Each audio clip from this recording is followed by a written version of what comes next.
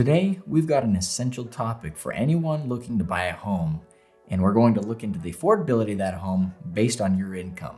We're also going to take a deep dive in escrow, like what it is, what are all of its different parts. So let's get started. What's up everyone? Joseph Hancock here. Welcome back to my channel. This channel is all about creating a foundation for your life, your family, your well-being, your mental health, and of course, your finances. And today we're going to be tackling the latter of those. So let's focus in on the mortgage of your soon-to-be home. So the first step in deciding whether a home is too expensive for you or not is by looking at the gross income that you bring in every month. So to do that, you have to look at your budget. You have to look at what you're spending your money on per month. To give you some direction here, financial advisors recommend that you don't spend any more than 25 to 28% of your gross monthly income on your home. So remember, gross monthly income is how much you bring in before you have taxes, before your benefits, before all of that stuff is taken out of your paychecks. Remember, your gross monthly income is that number on the very top of your stub before taxes and everything else is taken out. So guys, we kind of hit this topic on the last video, which is down payment.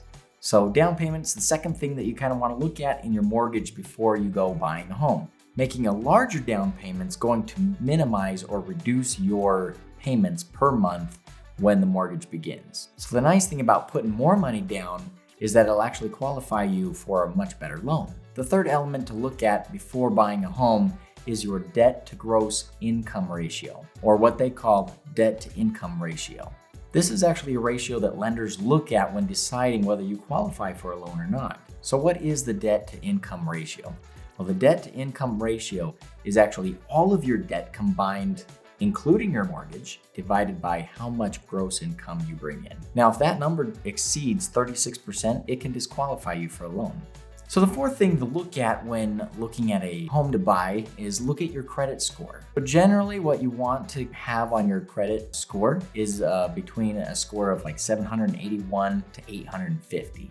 If you're in that range, you will qualify for the best interest rates. Now, since we got that out of the way, let's go into Excel. I'm going to pull up the Excel file that we used previously in that video. If you want to go back to that video, you can look at creating that Excel file. I'm going to start with that and then we're going to work up. Open up your laptops and let's get started. You can see all of our inputs from last time. Everything in yellow is what you'll be editing. Everything else just kind of kicks out outputs. I'm going to zoom out a little bit so you can kind of get a few more rows in here. I'm going to select the second row and I'm going to insert a new row right there. And then I'm going to type in your gross income. And again, it's going to be an input, so I'm going to highlight it yellow. Okay, so for this first box here, I'm going to type in how much money you make per year, okay? So 100,000, let's say you make $100,000 a year, okay? Now, in so doing, I'm going to change this to a dollar sign here, make it large. You can see that it has the two decimals there. I'm going to get rid of those. So let's bring them in. I can make this smaller if I'd like. I'm going to type in the cell per year. Okay, so your gross income is $100,000 per year. Now let's look at what kind of home you can afford. Okay, so I'm going to click on this row number 3. I'm going to press insert. And then in this first column, I'm going to put debt to income. So this is your debt to income ratio only for the mortgage. And I'm saying that to make sure you understand it's not for all the debt that you have already, okay? Now remember that financial advisors recommend 25 to 28%. So to be a little more conservative, I'm going to put 25%.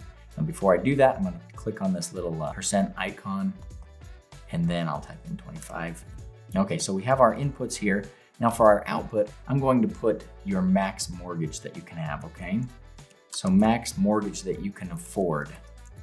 So again, to be on the conservative side, you're going to press the equal sign. You're going to click on this 25% and multiply by your gross income. Now, obviously the gross income is your annual income. So we're looking for a monthly income. So we're going to divide that by 12, okay? I'm gonna come back here so you can see everything. Okay, so your max mortgage, if you make $100,000 per year, to be conservative, you can only afford about a $2,000 payment on your home. That's not just the mortgage with the interest, that's the mortgage with the escrow, which includes the property tax and the homeowner's insurance and everything else we're going to include on here. Now, if you feel like you can take the 26, 27, 28%, you can change this number, right? So it's an input, you can change it. If you want to go to 28%, okay, well, now you can afford a $2,300 payment per month.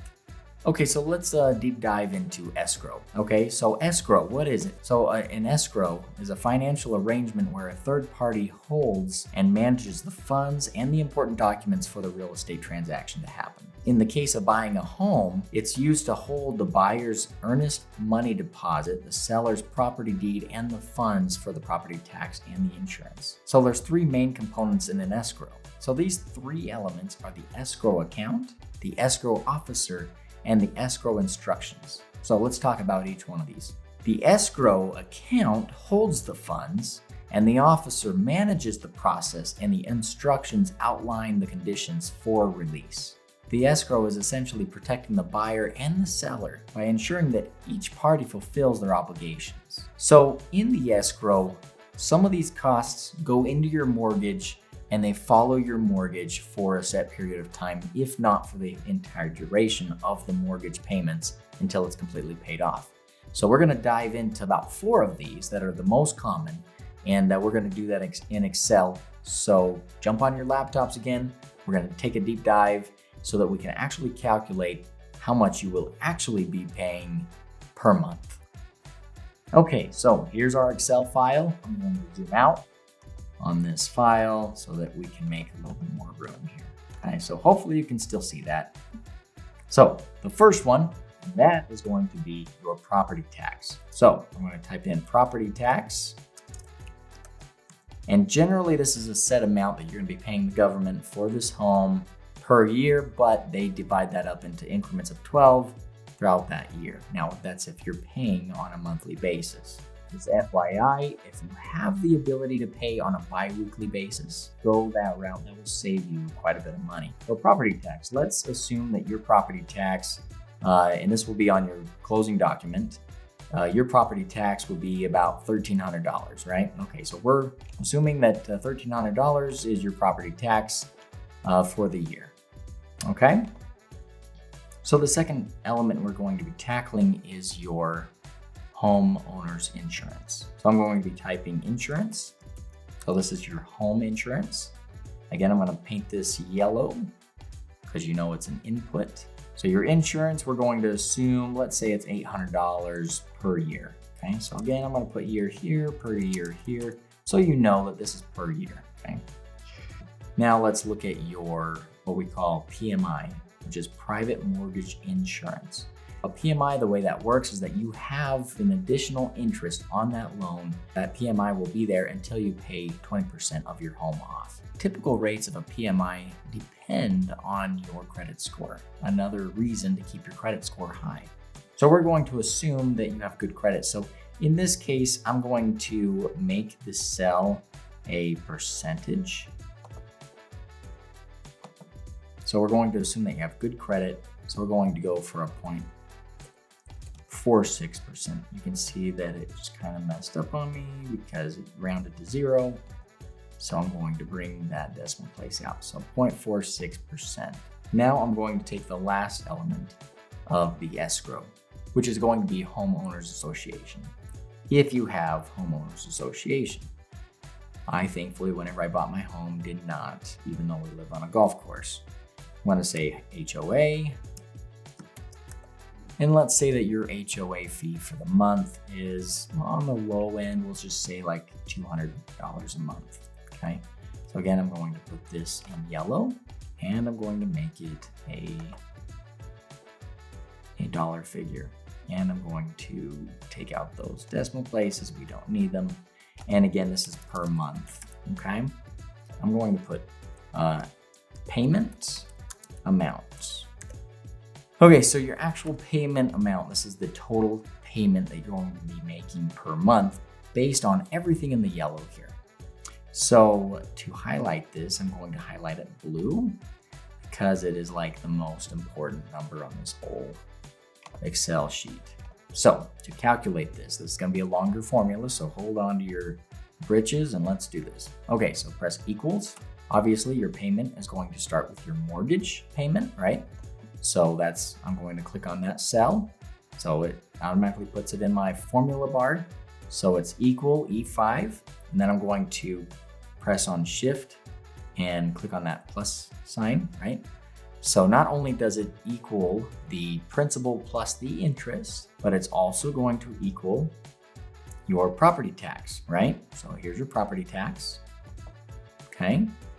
And to make it a little easier on myself, I'm going to click on that formula bar and I'm going to do open parentheses, okay? And then click on the end of that formula bar and I'm going to press on a plus and then click on the insurance per year, right? I'm going to press plus, and then I'm going to click on the PMI, which is the percentage, multiply by how much my loan is going to be. So remember, my loan is going to be my home value. So I'm going to put parentheses, my home value minus how much money I'm going to put down, which is going to be my cash down times my home value. Now remember that this PMI is only if your down payment is less than 20% of your home, and then close parentheses. So essentially, just going over this equation again, we have the property tax, we have the insurance, and we have the PMI, and I'm going to put that PMI in parentheses for you as a whole. I'm going to close the parentheses there, and I'm going to divide that by 12 because you're paying, I'm assuming, on a monthly basis. And then last of all, I'm going to put the HOA fee per month, which is in this cell. And then I'm going to keep it as that. So there you go. There is your total payment per month. That includes all of the escrow. Now, as you can tell, our max mortgage, which I'm going to highlight in red, or in fact, I'm going to put the text in red, that's actually how much we can afford. So we can't afford a $400,000 home. So I'm going to have to knock down my price of my home. $400,000 is too expensive. So let's knock it down to $300,000. We're still too expensive. See how the $2,981 is more than $200 or $2,300. So now let's knock it down to $250,000. Okay. We're still a little bit high, so I'm going to knock it down to $230,000. And there you go. We're about in range. The market really doesn't provide a $230,000 home today. So that's why it's important to save up money to put that money down in cash. Now, the other option is if this is too expensive for you for a 15-year loan, you can also change it to a 30-year loan. So we're going to do that real fast. I'm going to show you this is why Excel is so nice. Because now I can change any element about this mortgage and just kind of see what happens. So I'm going to pay it off in 30 years. So I'm going to change this to a 30-year loan. And now that knocks my payment down to $1,900. Back 3 years ago, interest dropped down to like 2.5% for some loans, okay? It was like 2.6. So if I drop this down to 2.6% for my interest rate, you can see how much it drops by. I mean, it's ridiculous. Interest rate is so critical. And so right now, like I said, it's at 7.5%. This is why people are not buying right now. And this is why people are not able to sell their homes right now. Typically, people that are buying right now are very wealthy, or people are just going on 30-year loans, which I don't advise, but if you have to buy right now, then 30-year loan is the only way that you can do it, then fine. So anyways, I hope that helps you guys. Now you can use this Excel file. You've built it. You can manipulate it and change it. Now, we're going to go into a little bit more detail in our next video on extra payments. So if you want to pay off your home faster, this is how you're going to do it. Let me know if you have any questions, if you want me to include anything that I didn't include, if I included too much, if I confused you, let me know. I like to hear the comments. And with that, I will say thank you guys so much for joining me. I will see you guys next time. Like, subscribe. Let me know if you have any thoughts or questions or any other videos that you'd like me to post about. Thanks.